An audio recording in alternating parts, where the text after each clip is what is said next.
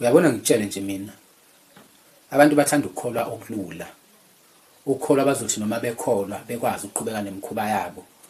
Akuzothi noma bekholwa bekwazi ukuqhubeka futhi nezono zabo ngaphandle kokuphazamiseka nangaphandle kokugxekeka.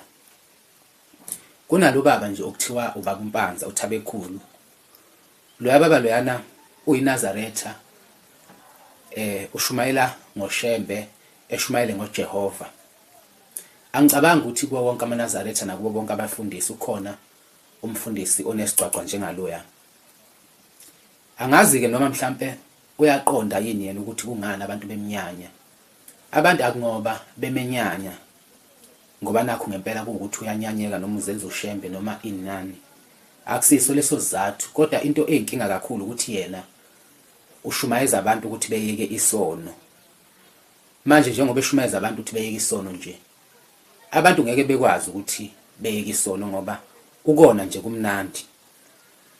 Manje wena mawuzothi ushumayeza abantu uphinde futhi ugxeke into abayithandayo, abantu bazokwenyanya.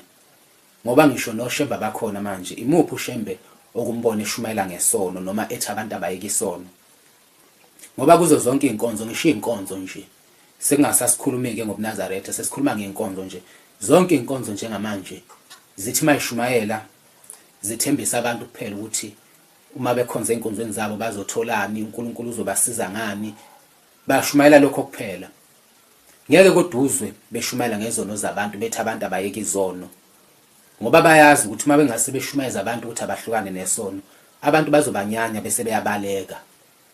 Ngoba umuntu ayikho into ayithanda njengesono.